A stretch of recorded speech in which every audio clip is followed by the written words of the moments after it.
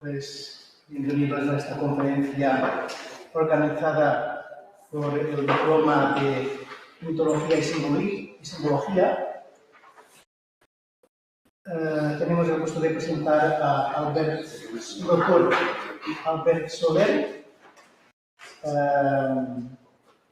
amigo desde hace mucho tiempo y también participante del Diploma de Mitología y Simbología. No estoy representada porque ya era doctor, pero le hizo gracia la propuesta del análisis del símbolo del mito y se matriculó al diploma. Y por eso trabajamos juntos.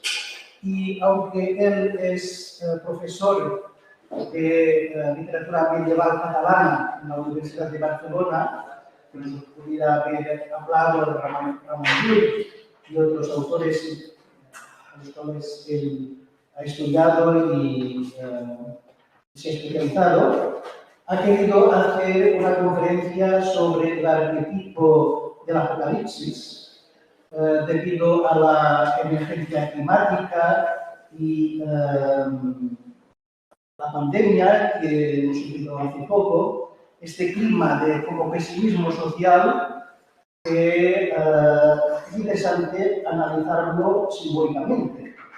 Y él pues, nos va a dar unas ideas de cómo analizar este inconsciente colectivo, este ambiente cultural y cómo valorarlo. Muchas gracias por haber aceptado esta invitación. Y una cosa, pues recordar o comunicar que a partir de octubre ofreceremos un posgrado en estudios junguianos y simbología, aquí en el SPEC, con el Instituto Carl Gustav Jung de Barcelona y la Universidad Europea de Andorra, un posgrado universitario.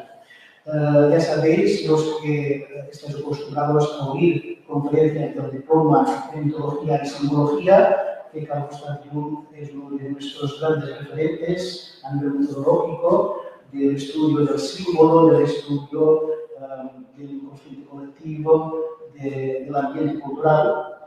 Y hemos ofrecido este diploma que también servirá para los psicólogos para tener los contenidos teóricos para ser después analistas junguianos, si después hacen toda la práctica analítica y de supervisión que el Instituto Carl Gustav Jung pues, pide. Pero también para las personas interesadas en el símbolo, en la antropología, pues este programa puede ser muy interesante.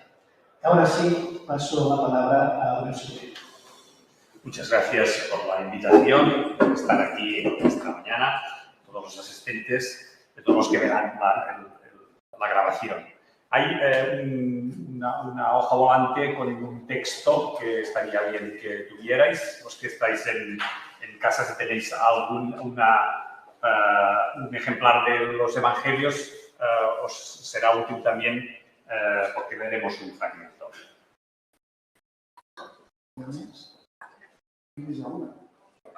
Este son en catalán. Una encuesta reciente dejaba en claro que los españoles son poco optimistas frente al futuro. Solo un 26% manifestaban tener un sentimiento de optimismo frente al futuro. Es una media de optimismo político parecido al que hay en la Unión Europea. Visto el panorama que hemos vivido estos últimos años, esta preponderancia del pesimismo nos resulta extraña. Tenemos muy fresca la memoria de una pandemia que ha sido traumática y cualquier alerta sobre nuevos virus nos recuerda lo que hemos vivido. Estamos viviendo una guerra en Europa, en Ucrania, con una amenaza potencial nuclear. En los últimos años, una inflación desbocada que nos ha empobrecido. una realidad nueva, al menos en los últimos 50 años, que es el hecho de que existan trabajadores, gente asalariada, que sea pobre. Un futuro laboral muy incierto, negro casi para los jóvenes. En los últimos meses, el desarrollo de la inteligencia artificial percibida como una amenaza para la especie humana misma, para el empleo, para nuestras propias capacidades. Una crisis bancaria latente que esta misma semana ha tenido un nuevo capítulo en Estados Unidos con la intervención de otro banco y las dudas de si esto se contagiará en Europa. La tensión entre China y Estados Unidos. El expresidente Trump que amenaza con volver a ser presidente de Estados Unidos. Una sequía durísima, con restricciones, con problemas de agricultura, con amenazas para la distribución de alimentos. Y el trasfondo también muy frecuente en los últimos años de la emergencia climática, de un cambio climático que empezamos a percibir de manera muy clara en los veranos en sequía con fenómenos meteorológicos muy extremos. Sin embargo, en el interior de este cuadro tan inquietante hay un 69% de los españoles que dicen ser muy o bastante felices, que es una concordancia exacta con la media europea. Por tanto, hay un contraste curioso entre unos malestares públicos y unas satisfacciones privadas en las que vivimos los europeos, al menos los europeos de la Unión Europea. ¿Qué es lo que está ocurriendo? Yo creo que en parte, no sé si en buena parte, se podría atribuir esta disfunción a la emergencia, a la constelación, a la presencia de un arquetipo simbólico del apocalipsis. Los medios y las redes sociales van llenos de profecías apocalípticas en estos últimos años. Muy especialmente en este último año, ¿no? Que se han centrado muy especialmente en la emergencia climática. Cada día se nos notifica un efecto nuevo que está teniendo la emergencia climática a nivel de fauna, a nivel de flora, y se predicen catástrofes que se derivarán de estos nuevos fenómenos. No es extraño, pues, que empecemos a pensar en términos apocalípticos. Pero si echamos un vistazo a lo que ocurría el año 73, que muchos de los aquí asistentes pudimos ver o vivir, aunque fuéramos niños, pues el mundo hace 50 años no era mucho mejor de lo que es ahora. Había una guerra que se prolongaba en Vietnam que enfrentaba Estados Unidos y indirectamente también a la Unión Soviética. La OPEP había duplicado por primera vez el precio del petróleo y esto había generado una primera crisis inédita que desbocó los costes de producción como nunca. Una guerra fría que se prolongaba entre dos bloques, un mundo dividido entre dos bloques y una escalada armamentista nuclear. España, además, encaraba el fin del franquismo con todo tipo de incógnitas y las generaciones más mayores tenían un nuevo enfrentamiento entre las dos Españas y guerra y se vivía con angustia este fin de régimen, con angustia y con esperanza, evidentemente. Y también creo que sería adecuado recordar que la ruptura intergeneracional entre padres e hijos era mucho más acusada en los años 70 que lo que es ahora mismo. Y también cómo empezaba a hacer estragos la irrupción de las drogas en el mundo juvenil, que desconocía absolutamente los efectos y que causó un desastre. Es decir, motivos para tener una sensación de inquietud existían, pero creo que no existía la sensación que tenemos hoy de que puede ocurrir cualquier cosa terrible en cualquier momento, ¿no? Además, si hay una erupción de un volcán, ya casi que lo que nos falta es que nos digan que han aterrizado los extraterrestres, ya, ¿no? Pero esta sensación que tenemos ahora creo que no existía en los años 70. No tenemos datos, o no tengo datos sobre la percepción de futuro entre la población de entonces, pero es posible que el optimismo fuera mayor de ese 69% al que me refería, especialmente entre los jóvenes. Diríamos que no se había constelado el arquetipo del apocalipsis. Es decir, el ambiente cultural no era un ambiente donde dominara el pesimismo, el catastrofismo, el derrumbe de las certezas, como es el que domina hoy entre nosotros. El arquetipo del apocalipsis está presente en la mayoría de tradiciones culturales. En líneas generales, podemos decir que explica cómo un cataclismo destruye un mundo que ha llegado a un punto crítico. Esto sería, en líneas generales, en qué consistiría el arquetipo del apocalipsis. En esta narración de la destrucción de un mundo que ha llegado a un punto crítico debido pues, a la degradación humana, a la irrupción de fuerzas malignas, a los desastres naturales.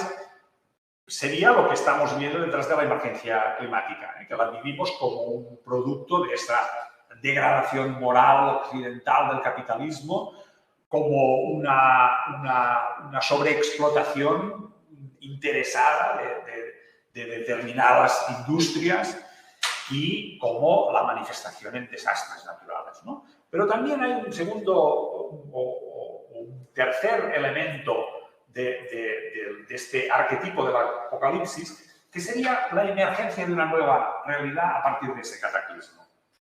Seguramente podemos decir que los componentes habituales de este arquetipo simbólico son la destrucción y la regeneración. Cuando ambos se despliegan narrativamente, pues constituyen un mito, ese sería el mito del apocalipsis. Y ahora no es solo que existan las imágenes simbólicas del apocalipsis, sino que nos estamos haciendo una narración del mito del apocalipsis. Claro, este mito tiene múltiples manifestaciones en el mundo del arte, del cine y de la literatura, y las tiene en casi todas las culturas, por no decir en todas, y existe desde la noche de los tiempos y persiste. Si nos referimos a la tradición bíblica, pues tendremos que pensar inmediatamente en el libro del Apocalipsis o en el libro de Daniel. Pero hay otras narraciones bíblicas que no asociamos directamente al Apocalipsis, pero que se refieren a ellas, ¿no? Aquí tenemos los 4 jinetes del Apocalipsis en una miniatura del comentario del libro del Apocalipsis del Beato de Liébana, que es una iconografía muy conocida del Apocalipsis. Pero, por ejemplo, también el diluvio universal de Noé en el Génesis explica un apocalipsis. El mito del apocalipsis lo hace presente, porque es la destrucción a través del diluvio, pero la regeneración de la humanidad también. También en las 10 plagas de Egipto del Éxodo son una manifestación apocalíptica también. En este caso tenemos una miniatura del siglo XIV que nos representa la sexta plaga, la que afecta a las úlceras, que afectan a hombres y animales en Egipto. Un dato interesante. En los últimos 20 años, la producción de películas de carácter distópico, con finales catastróficos, pues se ha multiplicado. En la historia del cine se han registrado unos 300 filmes distópicos, desde los inicios, hasta hoy. Pero más de la mitad de esos 300 filmes se han realizado en estos últimos 20 años. Yo creo que eso es un indicio de la presencia de este arquetipo simbólico del apocalipsis en nuestra cultura. Pero es que el apocalipsis no es solo un tema cultural, es también un arquetipo psicológico, que se demuestra por el hecho de que en nuestros sueños se observa la presencia más o menos evidente de los dos componentes del arquetipo. La revolución, la destrucción, la violencia, pero también la novedad, la recreación, la regeneración. Es la revolución, la destrucción, la violencia a través de catástrofes angustiosas que soñamos, pero la novedad, la recreación, la regeneración a través, por ejemplo, de la figura del niño, de los niños que aparecen en nuestros sueños. Claro, las imágenes arquetípicas del apocalipsis ya sean en modo cultural o en modo psicológico, siempre son muy impactantes, nos afectan cuando nos despertamos a la mañana siguiente o cuando vemos un telefilme de desastres, porque incluyen imágenes de corrupción, de cataclismos, de destrucción, de sufrimiento, de muerte. Y eso nos genera angustia, miedo, pánico. Tienen una capacidad muy poderosa de afectarnos. Y el pánico es paralizador. Nos secuestra las capacidades cognitivas superiores y activa las inferiores, las más primitivas. Nos ofusca, podríamos decir. Eso incluso cuando optamos por ir a ver un telefilme que no sabemos que nos causará ese pánico, tiene seguramente un valor catártico, pero eso no quiere decir que no tenga efectos sobre nuestras capacidades cognitivas superiores. Podemos decir, utilizando una expresión del filósofo Jordi Pigen, que la imagen simbólica del colapso contribuye a un colapso cognitivo generalizado, sobre el cual creo que tendríamos que advertir. Es posible que estemos en ese camino del colapso cognitivo colectivo. Ante esto, lo que creo que tendríamos que desarrollar es nuestra inteligencia simbólica. Sería una de las facetas de las múltiples facetas de la inteligencia. Sería una de estas inteligencias múltiples. Nuestra capacidad de usar en beneficio propio y de la comunidad la dimensión simbólica de la mente humana, esa dimensión que tenemos en nuestra naturaleza mental. Esto es, otra manera de decirlo, la capacidad de relacionar armónicamente la dimensión conceptual y la dimensión simbólica de la mente humana. Las dos dimensiones en las cuales opera nuestra mente. La dimensión conceptual y la dimensión simbólica, acordarlas armónicamente, eso sería la inteligencia simbólica. Decía Paul Ricoeur en ese sentido, todo mito comporta un logos, un concepto latente que reclama ser manifestado. Por esta razón no hay símbolo sin un principio de interpretación. Allí donde un ser humano sueña, profetiza o poetiza, surge otro que interpreta. La interpretación pertenece así al pensamiento simbólico. Porque el dominio simbólico no es racional, pero tampoco es irracional. Lo que es razonable. Es decir, podemos dar cuenta de él, podemos explicarlo, podemos explicárnoslo.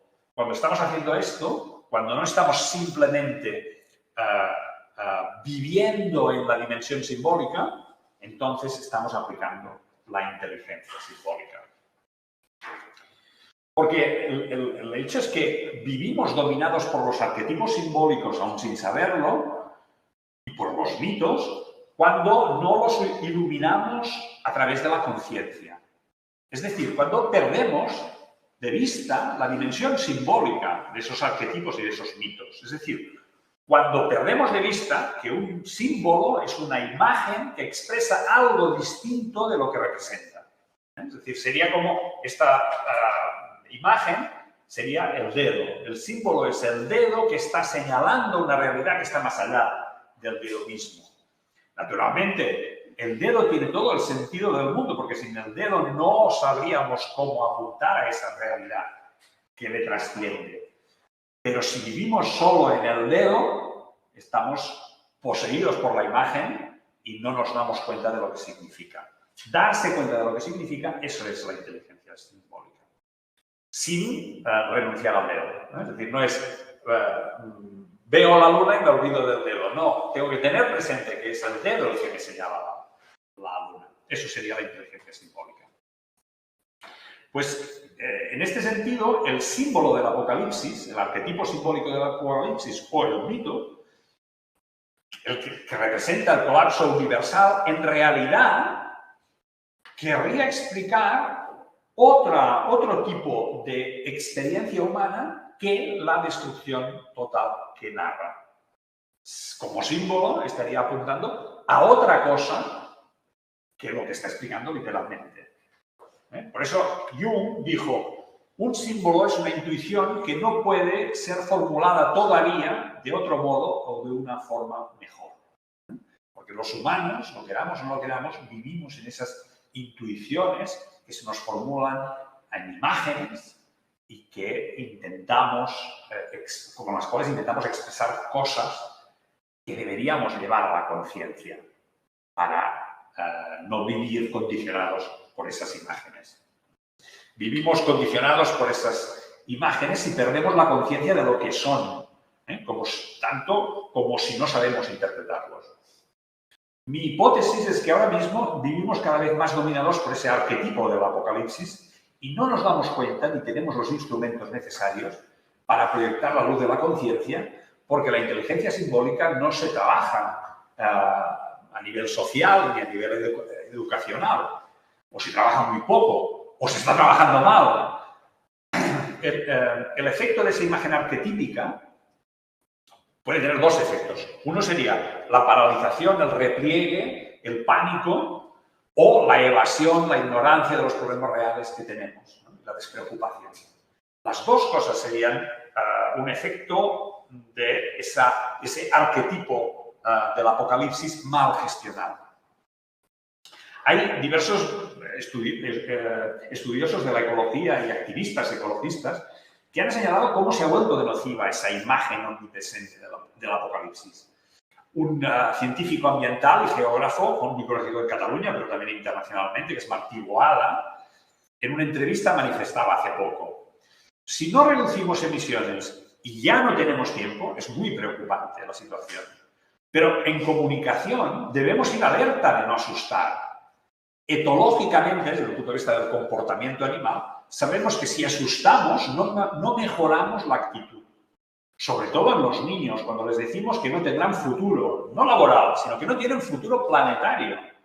¿Tú sabes qué es decir esto a un niño? No puede hacerse, aunque un maestro lo haga con toda la buena intención.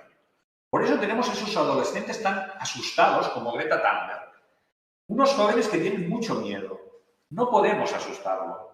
Esto lo ha explicado muy bien un científico llamado Paul Ehrlich, de los más reconocidos del mundo. Dice que si asustas a una sociedad o a una persona, se crea un mecanismo de defensa y mira a otro lado. Desde mi modesta opinión, debemos tener la capacidad de que los ciudadanos sepan que es una situación gravísima, probablemente la más grave que conocemos en la historia de la humanidad, y debemos tener la capacidad de que la gente no se asuste y participe en todo aquello a lo que sea convocada. Pero yo creo que no es solo una cuestión de comunicación. Quienes nos dedicamos al estudio de los símbolos y de los mitos, podemos ayudar a encarar el problema con inteligencia simbólica. De entrada, nos hemos de preguntar si la presencia generalizada del arquetipo del Apocalipsis y su persistencia a lo largo del tiempo son significativos. Yo creo que sí. Si el símbolo del Apocalipsis no aportara nada a la pervivencia de la especie humana, si solo sirviera para crear pánico y terror, es obvio que no sería tan difundido ni además había decaído. Pongamos por caso, habría decaído gracias a la educación, a la ilustración, y sin embargo continúa ahí presente y se manifiesta. A mí me parece que eso, desde un punto de vista psicológico, pero también cultural, debe tener algún valor adaptativo que explique esa pervivencia y esa generalización del mito del Apocalipsis. Y es de lo que quiero hablar, intentar encontrar cuál es el valor adaptativo de ese mito que pervive. Y lo haremos a través de un texto apocalíptico, bíblico, del Nuevo Testamento. No será el libro del Apocalipsis, sería muy complejo de abordar ahora mismo, sino un breve fragmento del capítulo 24 del Evangelio de Mateo, que tenéis repartido o podéis buscar en casa. Es un texto mucho más breve que el Apocalipsis y mucho más sencillo de interpretar. Lo leo, lo leemos y tenemos en cuenta todas esas imágenes apocalípticas y lo que está diciendo Jesús sobre ese mito. Cuando salió Jesús del templo y caminaba, se le acercaron sus discípulos que le señalaron las edificaciones del templo. Y él les dijo, ¿veis todo esto? En verdad os digo que será destruido sin que quede allí piedra sobre piedra. Estaba sentado en el monte de los Olivos y se le acercaron los discípulos en privado y le dijeron, ¿cuándo sucederán estas cosas y cuál será el signo de tu venida y del fin de los tiempos? Jesús le respondió y dijo, estad atentos a que nadie os engañe, porque vendrán muchos en mi nombre diciendo, yo soy el Mesías, y engañarán a muchos. Vais a oír hablar de guerras y noticias de guerra. Cuidado, no os alarméis, porque todo esto ha de suceder, pero todavía no es el final. Se levantará pueblo contra pueblo y reino contra reino. Habrá hambre, epidemias y terremotos en diversos lugares. Todo esto será el comienzo de los dolores. Os entregarán al suplicio y os matarán, y por mi causa os odiarán todos los pueblos. Entonces muchos se escandalizarán y se traicionarán mutuamente y se odiarán unos a otros. Aparecerán muchos falsos profetas y engañarán a mucha gente. Y al crecer la maldad se enfriará el amor en la mayoría, pero el que persevere hasta el final se salvará. Y se anunciará el evangelio del reino en todo el mundo como testimonio para todas las gentes. Y entonces vendrá el fin. Cuando veáis la abominación de la desolación anunciada por el profeta Daniel, erigida en el lugar santo, el que lee que lo entienda, entonces los que vivan en Judea huyan a los montes, el que esté en la azotea no baje a recoger nada en casa, y el que esté en el campo no vuelva a recoger el manto. ¡Ay de las que estén encintas o criando en aquellos días! Orad para que la huida no sufra en invierno o en sábado. Porque habrá una gran tribulación como jamás ha sucedido desde el principio del mundo hasta hoy, ni la volverá a ver. Y si no se acortan aquellos días, nadie podrá salvarse. Pero en atención a los elegidos se abreviarán aquellos días. Y si alguno entonces os dice, el Mesías está aquí o allá, no le creáis, porque surgirán falsos Mesías y falsos profetas, y harán signos y portentos para engañar, si fuera posible, incluso a los elegidos. Os he prevenido, si os dicen, está en el desierto, no os ahogáis, en los aposentos no les creáis. Pues como el relámpago aparece en el oriente, brilla hasta el occidente, así será la venida del Hijo del Hombre. Donde está el cadáver, allí se reunirán los buitres. Inmediatamente, después de la angustia de aquellos días, el sol se oscurecerá, la luna perderá su resplandor, las estrellas caerán del cielo y los astros se tambalearán. Entonces aparecerá en el cielo el signo del Hijo del Hombre. Todas las razas del mundo harán duelo y verán venir al Hijo del Hombre sobre las nubes del cielo con gran poder y gloria. Enviará a sus ángeles con un gran toque de trompeta y reunirán a sus elegidos de los cuatro vientos, de un extremo al otro del cielo. Aprended de esta parábola de la higuera. Cuando las ramas se ponen tiernas y brotan las yemas, deducís que el verano está cerca. Pues cuando veáis todas estas cosas, sabed que Él está cerca a la puerta. En verdad os digo que no pasará esta generación sin que todo suceda. El cielo y la tierra pasarán, pero mis palabras no pasarán. En cuanto al día y la hora, nadie lo conoce, ni los ángeles de los cielos, ni el Hijo, sino solo el Padre. Cuando venga el Hijo del Hombre, pasará como en tiempo de Noé. En los días antes del diluvio, la gente comía y bebía, se casaban los hombres y las mujeres, tomaban esposo. Hasta el día en que Noé entró en el arca. Y cuando menos lo esperaban, llegó el diluvio y se los llevó a todos. Lo mismo sucederá cuando venga el Hijo del Hombre. 2 hombres estarán en el campo, a uno se lo llevarán y a otro lo dejarán. 2 mujeres estarán moliendo, a una se la llevarán y a otras la dejarán. Por tanto, estad en vela, porque no sabéis qué día vendrá vuestro Señor. Comprended que si supiera el dueño de la casa a qué hora de la noche viene el ladrón, estaría en vela y no dejaría que abriera un boquete en su casa. Por eso, estad también vosotros preparados, porque a la hora que menos penséis, viene el Hijo del Hombre. Bien, en este texto, Jesús habla de los falsos profetas, de los falsos mesías. Claro, la paradoja es que él mismo está haciendo la profecía. ¿Cómo sabemos que él no es uno de esos falsos profetas? Habla de lo que harán los falsos profetas, pero no nos dice nada de lo que harán los buenos profetas. es que la figura del profeta acompaña al arquetipo del Apocalipsis. Es el que anuncia las calamidades, el que advierte. Pero, ¿qué diferencia a los falsos profetas de los auténticos? Veamos qué es lo que hace Jesús como profeta del Apocalipsis. Quizá eso nos dé una explicación. No solo presenta el Apocalipsis como una serie de calamidades inevitables. Las palabras de Jesús hacen hincapié sobre todo en las actitudes. Pueden causar alarma o miedo, pero no es lo que pretenden en primer lugar, porque lo que buscan, lo que destacan sobre todo, es el despertar de las conciencias. Son una invitación a tomar conciencia de lo que vivimos, contrapuesto a la inconsciencia. Por eso dice, en los días antes del diluvio, la gente comía y bebía, se casaban los hombres y las mujeres tomaban esposo, hasta el día en que Noé entró en el arca. Y cuando menos lo esperaban, llegó el diluvio y se los llevó a todos. De lo que habla es de una actitud de alerta que debe ir acompañada de discernimiento. Lo que está diciendo Jesús es, la realidad es interpretable, la realidad no es absurda. Eso en nuestros tiempos no es obvio, porque se ha generalizado una cultura de la sospecha, una cultura del nihilismo que pretende vivir en pequeños fragmentos de certeza y que pone en duda cualquier tipo de sentido de la realidad.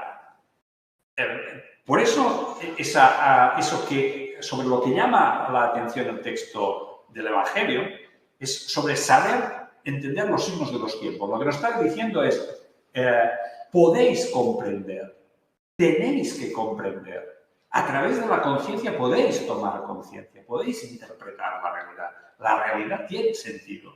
Y por eso dice, aprended de esta parábola de la higuera. Cuando las ramas se ponen tiernas y brotan, las yemas, deducís que el verano está cerca.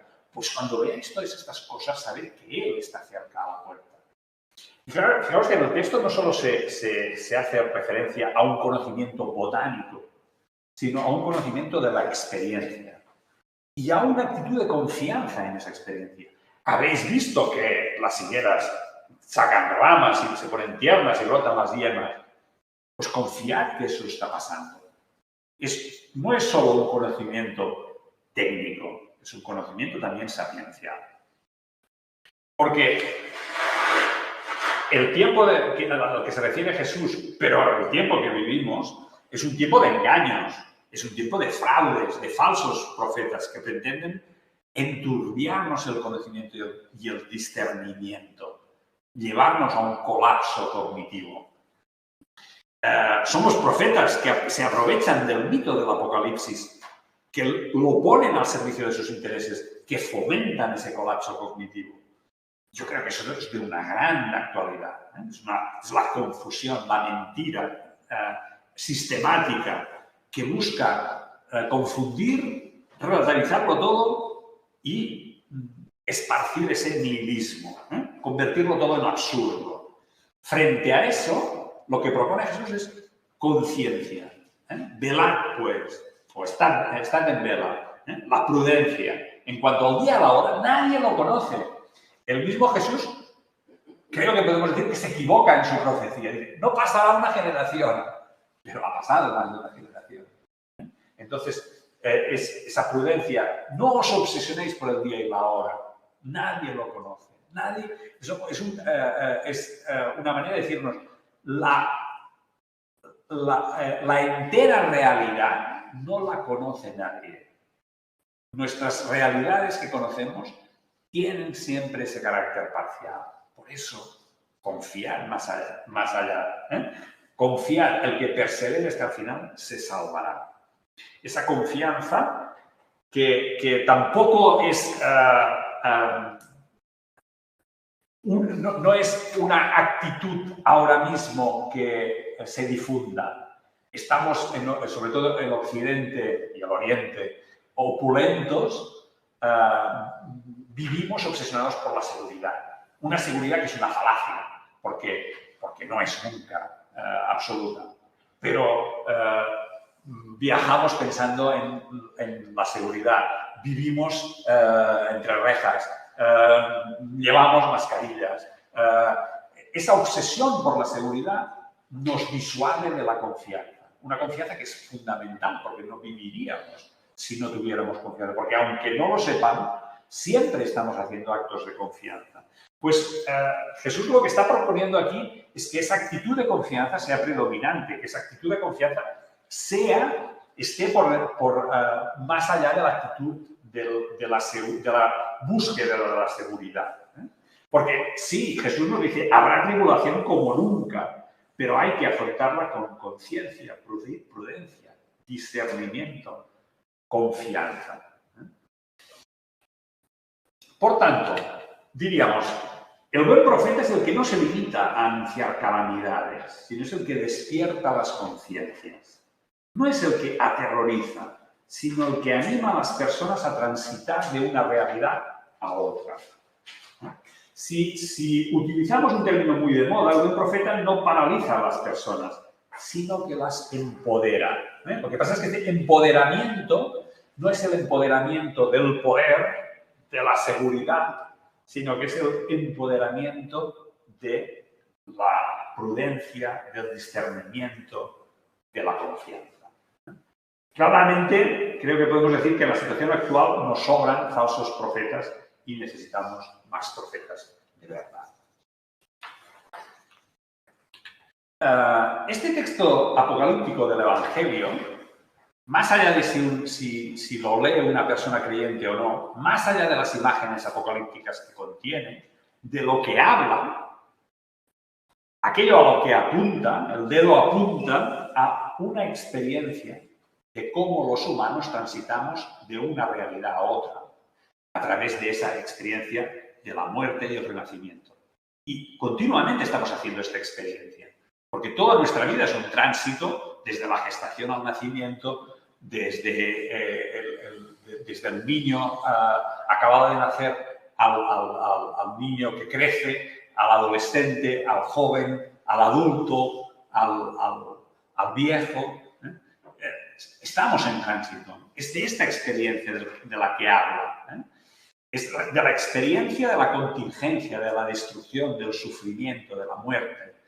Pero al mismo tiempo también de la experiencia de cómo un camino se hace hacia una realidad diferente. De la inevitabilidad de la destrucción, pero también de cómo afrontarla para que no sea solo una catástrofe absurda. Es una experiencia colectiva, tal y como la presenta el mito del Apocalipsis, pero también es una experiencia personal. Todos vivimos tarde o temprano la dolorosa experiencia de nuestra fragilidad, caducidad, degradación y muerte. Es nuestro pequeño apocalipsis individual, insoslayable. Lo que nos dice el arquetipo del apocalipsis colectivo nos lo podemos aplicar de forma individual. Y de hecho esto es lo que hace Jesús, porque habla para un colectivo de oyentes, pero apela a actitudes personales. ¿Cómo afrontaremos las apocalipsis colectivas e individuales? ¿Como catástrofes absurdas o como parte de un camino de crecimiento, de renacimiento a una nueva realidad? Esta es la cuestión que plantea el mito del Apocalipsis. Porque etimológicamente Apocalipsis significa revelación, es decir, acceder a un conocimiento que no teníamos, a una conciencia que no teníamos. Lo que debería procurarnos la inteligencia simbólica respecto al mito o al símbolo del Apocalipsis es encontrar sentido a lo que vivimos, no quedar inmovilizados por el pánico. Las imágenes apocalípticas nos invitan no al terror por el futuro, sino a buscar sentido a la realidad presente. Y este sería el valor adaptativo del mito del Apocalipsis. Creo que se ha pervivido a lo largo de los siglos y es tan generalizado en todas las culturas, es porque nos está llevando a la experiencia de esto. Nos quiere indicar este camino. De hecho, a mí el efecto que me producen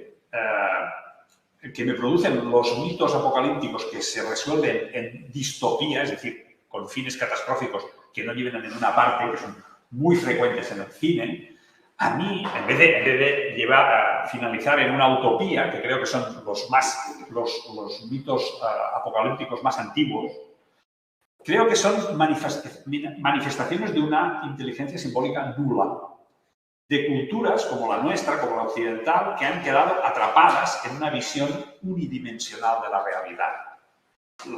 Lo que las lleva al pesimismo, al catastrofismo, porque no saben atender con inteligencia a la dimensión simbólica de la conciencia humana. Pero ¿cuál es el conocimiento, la verdad que nos revela el Apocalipsis? En el texto de Jesús se exhorta a una exhortación, se exhorta a mantenerse en la verdad. ¿Pero qué verdad es esa? Pues yo creo que hoy, en nuestras circunstancias, en esta circunstancia de la emergencia climática, creo que esa verdad es, por una parte, la verdad de la ciencia. Los datos científicos que evitan la confusión, que desacreditan al negacionismo, que proporcionan soluciones y salidas a la situación. Eso sin duda. Pero también, sin duda, a la verdad de la sabiduría, a la verdad del conocimiento percibido, el conocimiento que hemos percibido, el experimentado por cada uno a lo largo de la vida. Ese tipo de verdad y de conocimiento interno que es el que realmente nos cambia la percepción de la realidad. Porque la ciencia puede aportar muchas soluciones, pero puede no cambiarnos la percepción que tenemos de la realidad. Quiero decir, la percepción realmente profunda de la realidad. No hay que confundir cambiar las ideas con cambiar la percepción de la realidad, cambiar las actitudes. Fijémonos en las etimologías de estas dos palabras, ciencia y sabiduría. Ciencia viene del latín scire y de la raíz indoeuropea sky, que significa cortar, significa dividir. Y de aquí provienen palabras como sección, diseccionar, escindir, cincelar. Todas estas expresiones vienen de la misma raíz que ciencia. Por tanto, cortar, separar, delimitar la realidad, hacerla por partes. Eso nos hace enormemente poderosos. Es objetivadora esa aproximación a la realidad, pero distanciadora. Y es cierto que eso tiene esas virtudes, pero también tiene limitaciones muy obvias. La sabiduría, en cambio, viene del latín sapere, que significa encontrar sabor, gustar, percibir el sabor, saborear. Y de aquí vienen palabras como saber, sabio, sapiencia. Fijémonos la distinción. Si esto lo proyectáramos sobre un bistec, con la ciencia cortaríamos el bistec, pero no nos lo comeríamos. ¿De qué serviría haber cortado el bistec? Tendríamos un conocimiento muy preciso del bistec por partes, pero no nos lo habríamos comido. La sabiduría sería comerse el bistec, hacerlo carne de nuestra carne. Es lo que nos permitiría, por ejemplo, darnos cuenta de si nos conviene comerlo o no. Ese bistec comido sin cortar sería indigerible. Nos plantearía un buen problema de gestión del alimento. Necesitamos las dos cosas, pero las dos cosas, no una sin la otra. Y ahora mismo, el conocimiento sapiencial creo que brilla por su ausencia en escuelas, universidades, institutos. Al menos puedo hablar de la universidad, donde una vez el rector antiguo, no es el actual, el rector de mi universidad, en un discurso habló de la universidad como la casa de la ciencia. Al final del discurso fui rector. O somos la casa del conocimiento, no somos nada. ¿Qué vamos a hacer como casa de la ciencia? ¿Qué haremos de los saberes sapienciales como la literatura, el arte, la filosofía? ¿Qué haremos de esto? No supo qué responderme y creo que no entendió lo que le decía.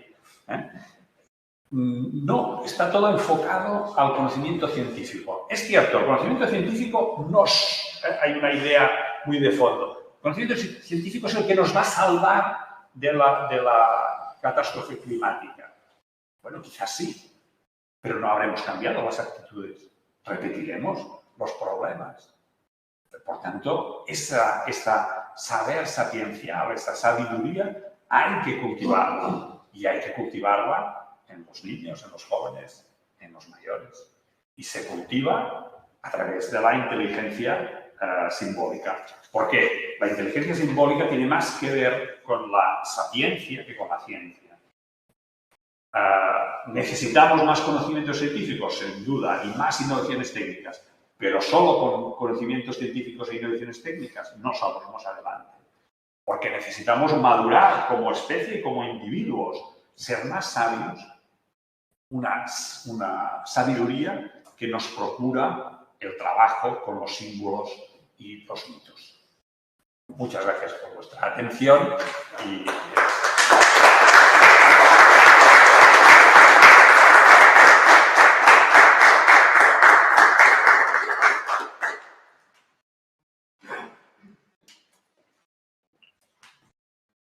creo que hay un espacio para el coloquio. Sí. Muchas gracias por tu intervención. Nos ha hecho reflexionar sobre la importancia de la inteligencia simbólica.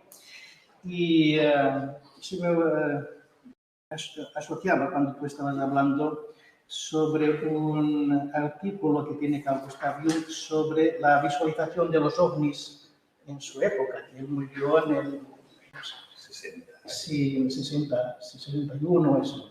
Por tanto, y él decía, ¿por qué la gente ve tantos ovnis en el cielo?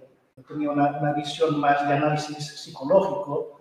Decía, quizá porque en estos momentos hay un desconcierto generacional, un desconcierto del nacimiento de una nueva época, un desarraigo de las tradiciones religiosas, de la espiritualidad, y por tanto el hecho de ver figuras redondas en el cielo, para él eran como mandalas, ¿no? Mandalas, que es una figura que quiere dar armonía, que quiere dar experiencia religiosa, mandala, pues es como una intuición de ver en el cielo algo que le falta a esta generación, que es lo trascendente, y lo ve a través de los ovnis. Lo digo porque tú decías que este arquetipo está muy constelado ahora, y es lo creo así, y no estaba tanto en el pasado. Creo que esto sería matizable. Yo creo que cada cierto tiempo, en épocas de transición, suelen haber constelación arquetípica de este mito del Apocalipsis. Y quizá aquí en España, el hecho de la transición activaba otro arquetipo que era de la conciencia social, de la reforma, ¿no? La reforma es, tenemos cosas que hacer, tenemos que comprometernos políticamente o socialmente para cambiar, que es posible el cambio. Es decir, se veía un cambio posible. Yo creo que es cuando... La transición había quien abogaba por el apocalipsis, es decir, quien proponía la revolución. También, ¿no? exacto. Pero lo que triunfó, tienes razón, es la reforma. Gracias a Dios, sí. Es decir, el apocalipsis yo creo que aparece cuando ya no hay nada que hacer. Es decir, tiene que haber alguna respuesta trascendente, alguien que nos saque de todo esto, o una catástrofe o algo para que pueda haber una cosa nueva. En cambio, la reforma es podernos comprometer políticamente con algo, ¿no? Y creo que sería esencial también saber cómo el arquetipo del apocalipsis puede llevarnos al arquetipo de la reforma para poder hacer algo y no quedarnos paralizados, como tú decías. Es un matiz que, para animar el diálogo, no para pontificar. Pero el arquetipo del apocalipsis se manifiesta de maneras muy sutiles y a veces divertidas. Por ejemplo, en el barcelonismo, en los seguidores del Barça, ¿no? Cada cierto tiempo se manifiesta el arquetipo del apocalipsis, ¿no? Entonces, cuando el culé empieza a decir, no, si mejor es que pierdan, no, que mejor que bajen a segunda, y no, que se hunda el Camp Nou y hay que volver a hacerlo todo. Esto es el apocalipsis. Sí, exacto. Es de risa, ¿no? Pero es esto. No sé si vosotros queréis hacer alguna pregunta o los que estáis viendo la conferencia online podéis utilizar el chat y también a escribir algo. Gracias. Sí, pensaba, bueno, me ha fascinado. Y Quizás pensaba... puedes venir aquí y hablar por el micrófono, así se registra mejor. Gracias. Bueno, que te comentaba que me ha fascinado, pero a la vez, al principio, un dato me ha chirriado un poco, ¿no? Porque es el de esa felicidad del 69% de la población que creo que debería quizás estratificarse a nivel generacional, porque ahora lo que nos encontramos en los dispositivos de salud mental y yo creo que las escuelas en las familias como epidemia global es una juventud y una preadolescencia con mucha ideación suicida y con intentos suicidas graves, ¿no? Y esto está plenamente relacionado con todo lo que explicábamos. No, o sea, lo que creo que también dice ese dato es que en un contexto, o sea, un poco es lo que decía la diapositiva de esto, ¿no? En los días antes del diluvio la gente comía, bebía, se casaba, los hombres y las mujeres no pasaba nada, ¿no? Un poco es esto. Hay un contexto de apocalipsis, pero las terrazas están llenas, la gente está haciendo su vermut, los turistas viajan, ¿no? Es un poco esto, pero no es cierto, hay problemas muy graves, ¿no? Pero es un poco un efecto, uno de los efectos de ese apocalipsis cultural, ¿no? Es decir, bueno, pues vivamos y comamos y ya vendrá lo que tenga que venir, porque tampoco puedo hacer nada, ¿no? Y no es cierto que no podamos hacer nada. Es cierto. Perdona. Si vols acabar pel micro, sisplau. Sí. Que el que has de dir segur que ens interessa a tots. No, es veia que em preocupa moltíssim que dius alguna cosa alguna cosa podemos hacer, ¿no? Pero que poco se hace, incluso desde la educación. Y pensaba en un libro de Humberto Eco que se llama La inteligencia vegetal. Me llamó mucho la atención. Por ahí es un caminito para trabajar. De inteligencia vegetal es lo que nos aportan los libros. Lo que vamos pasando a nuestros hijos por los libros. Y esta inteligencia nos madura y nos marca camino y que hay que tenerla muy, muy presente. Y es un libro que me llamó mucho la atención, ¿no? La inteligencia vegetal. Y es un caminito. Sí. De darme cuenta. Gracias. Gràcies. Sí, me parece. Eso es sabiduría, ¿eh? Es sabiduría. Lo que pasa es que me llama mucho la atención el desconcierto que hay respecto de cómo trabajar todo esto, ¿no? Por ejemplo, con los niños, ¿no? Cómo estamos... una cosa que me parece fundamental, cuentos,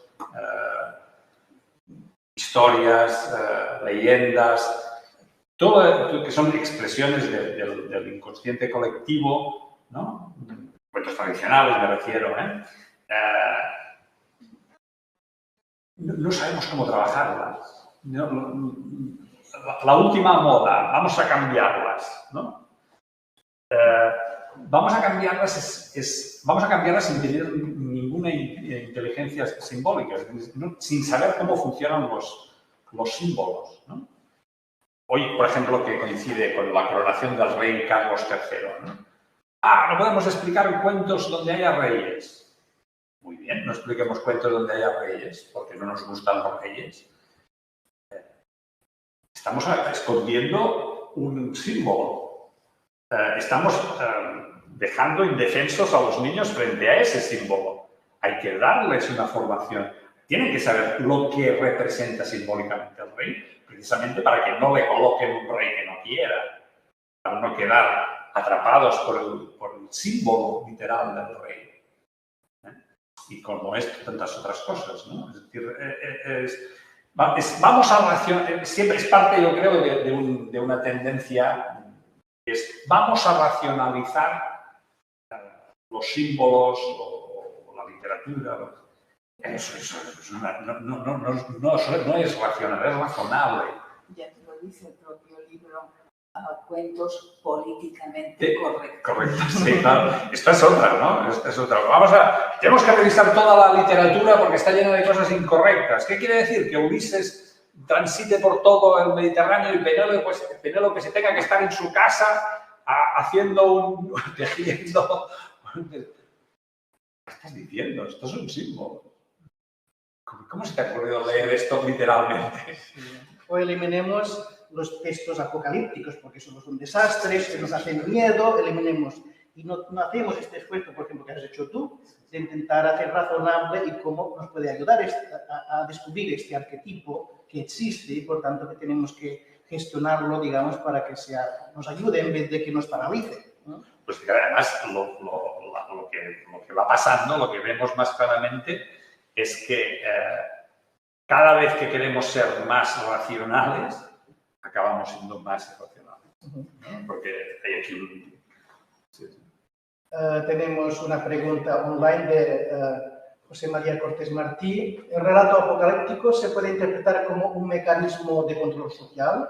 ¿El miedo, el temor, el mismo devenir suponen mecanismos de poder? Sí, sin duda, y es lo que denuncia Jesús cuando dice habrá falsos profetas, ¿no? Los falsos profetas utilizan el relato apocalíptico para el control social, para llevar a la sociedad a donde les interesa.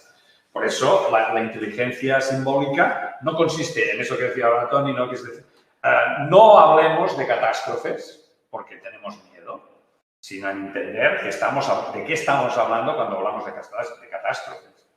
¿Qué es lo que expresan esas catástrofes? Porque el relato apocalíptico se utiliza como mecanismo de control social cuando se hace una lectura literal del apocalipsis, sin darse cuenta de que eso es un símbolo. Por tanto, está expresando otra cosa. Y eso es lo que hay que aprender a... O sea, de hecho, es lo que se aprende cuando se estudia literatura y cuando se lee. El problema es qué hacemos con la literatura, qué hacemos con la literatura, qué hacemos también con el cine. Eso es. En la conferencia anterior que hemos hecho, he hablado de Trump, por ejemplo, como negacionista de la emergencia climática y todo esto, pero después, ahora estoy pensando que también él es apocalíptico en el sentido de que todo lo que hacen los otros traerá la ruina a todo el mundo, al país, ¿no? Un catastrofismo, pero a la vez unido a un negacionismo, pero catastrofista y apocalíptico en otra dimensión.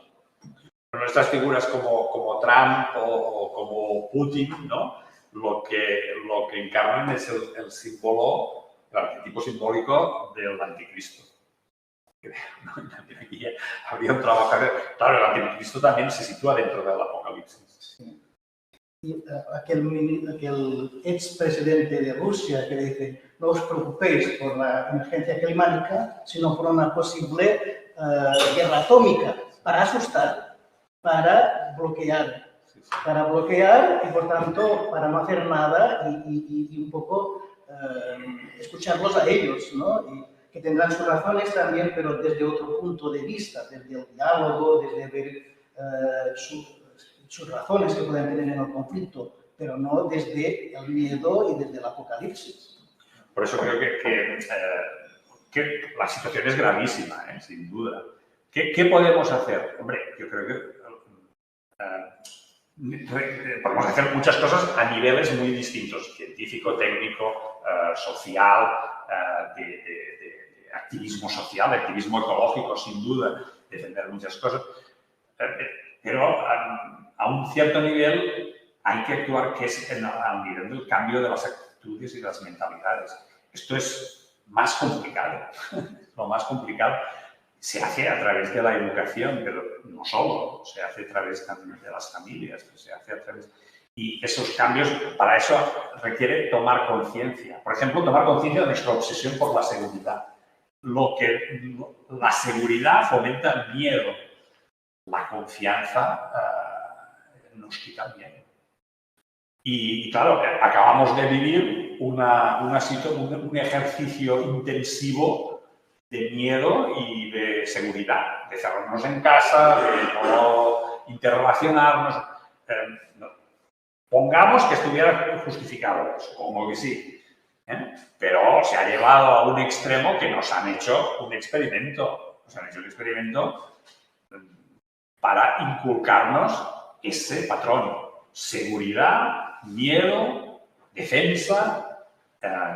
Bueno, ¿cómo haremos algo similar a nivel de confianza? ¿Cómo vamos a hacer? Porque no pudimos vivir desde el miedo, solo podemos vivir desde la confianza. Que no quiere decir ser ilusos, pero sin confianza, una confianza muy... Una cosa que cuando hablo de estas cosas con mis alumnos, se me dicen, pero ¿cómo puedo tener confianza? Pero es que tú tienes confianza desde el día que naciste. Es que hay en ti una confianza que está en tus entrañas, porque naciste y alguien te cogió, te alimentó, te cuidó. Pongamos que sea verdad en todos los casos, pero siempre, ¿no? Pues es ahí donde tú tienes que conectar tu vida, en esa confianza primordial, en esa experiencia primordial de la confianza. A partir de ahí, no de la obsesión por la seguridad. Estudio y quiero tener la certeza de que tendré trabajo. Pues no lo tienes, pero solo puedes hacer una cosa. Solo puedes proyectarte hacia el mundo, hacia la realidad, con la confianza de que lo que estás haciendo tiene sentido, que lo que vas a encontrar tiene sentido, que lo que vas a encontrar puede ser lo que no buscabas, pero que tiene sentido. Y solo con esa confianza vas a crecer y vas a proyectarte hacia el futuro. Y sin eso, no hay nada. Una última pregunta. ¿Alguien? Si hay alguien más, yo... La penúltima, si hay alguien más, será la penúltima. No, pensaba en lo que decíais sobre qué historias perviven, ¿no? Y el hecho que nombrabas antes de cómo los relatos apocalípticos actuales tienden a la distopía y cómo el imaginario creativo actual tiende a ese catastrofismo, no apocalíptico en clave de trascendencia, ¿no? Y pensaba si nos pasara también como humanidad que todos esos relatos no van a pasar la cura del tiempo, que es lo que hace que los clásicos sean clásicos, ¿no? Y de alguna forma perduren, ¿no? Sí. A pesar de que luego hay quien quiera cambiar al cabo de los siglos. Esta semana con mis alumnos hemos estado trabajando cuentos tradicionales y constatábamos una cosa, todos los cuentos tradicionales, pero quiero decir, el 99%, acaban bien.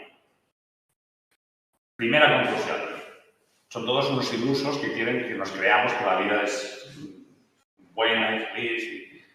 No es cierto.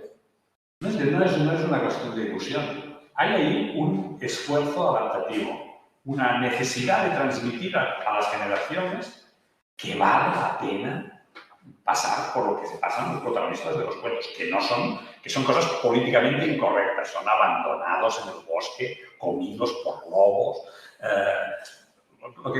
asesinados por los hermanos, tiranizados por reyes. Lo que explican los cuentos ahora mismo no resiste ninguna. Pero acaban bien. ¿Por qué acaban bien? Porque hay que transmitir esa lección a las generaciones. Vale la pena. Los protagonistas, que además siempre son el hermano pequeño, la niña desprotegida, el niño huérfano, siempre es el más débil, siempre es el que sale con la suya. El prepotente fracasa. Bueno, pues estas narraciones son prehistóricas. Vienen, en nuestro caso, vienen de las estepas del Asia extrema. Se han transmitido hasta nosotros y nosotros hemos transmitido a América. Y el África negra tiene una tradición de leyendas y de cuentos tradicionales un poco diferente. Pero las nuestras, que sería el dominio indoeuropeo, son inmemoriales. ¿Por qué los humanos hemos estado explicándonos esto? Porque adaptativamente es necesario, porque no se puede vivir sin la confianza de que esto tiene sentido, que vale la pena luchar, que vas a salir adelante. Esto nuestros jóvenes, nuestros niños necesitan más que nunca que se les diga. Y les estamos explicando cosas absurdas. Y necesitan esta confianza. Porque es lo que hemos hecho los humanos desde la noche de los tiempos. ¿Todo el mundo le ha salido bien su vida y ha sido una vida feliz? No, evidentemente no. Pero no hay otra manera de sobrevivir. Inconscientemente es lo que hacemos los padres, más o menos cuerdos, con nuestros hijos, transmitirles, sí, la cosa está mal, pero vamos a salir adelante, vale la pena, no te preocupes. Es lo que hacemos. ¿Es irracional? No, es razonable. ¿Es racional? Bueno, pues a lo mejor no, porque si miran los datos del paro y miran no sé qué, y la inflación, no sé cuánto, seguramente lo racional sería decir, oye, pégate un tiro. Pero es que no es razonable invitar a la gente a pegarse un tiro. Una última pregunta. Yo solamente Por comentar. dar las gracias. Soy profesor en segundo de la ESO y en bachillerato y Toda mi admiración. Y tenemos que enfrentarnos muchas veces a familias que nos quieren denunciar por hacerles un bien a sus hijos, ¿no? No podemos decir muchas veces lo que necesitan, que sus hijos se excusen. Has hablado antes, no sé si has sido querido, si quieres, pero has dicho como no todo es la educación, también las familias. Y yo pienso que es que, sobre todo de las familias. Nosotros en los colegios hacemos lo que normalmente podemos, y además hay una función de socialización que aparte va mucho más allá después de otras cosas que son básicas. Bueno, no sé, agradecerte y no sé, muchas cosas que has dicho me han parecido muy interesantes y remarcables. Pienso que el tema de querer llegar al final del cuento sin pasar por el cuento es el mal de esta sociedad actual, ¿no? Y pienso que sí muchas cosas podemos hacer y tal vez está, el tema es, tú has hablado también, has dicho, tenemos como una, y supongo que como yo, las asignaturas que vamos dando, nos hablan mucho de que tenemos como una vida privada por un lado y la vida social colectiva por otro lado, ¿no? Pues pienso que una cosa que sí que deberíamos hacer como padres, como profesores, como personas, es que nos atreviéramos más a tener enemigos, ¿no? A no quedar tan bien y a poder decir que hay cosas que están mal.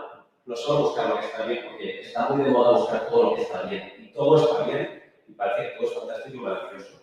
Y si sabemos decir que hay una cosa que está mal y estamos en desacuerdo con otro, yo pienso que tal vez sí que sea el camino para ir avanzando en ese apocalipsis que puede venir, ¿no? Pero no, agradecerte como profesor y como... Muchas gracias. Completamente de acuerdo con todo.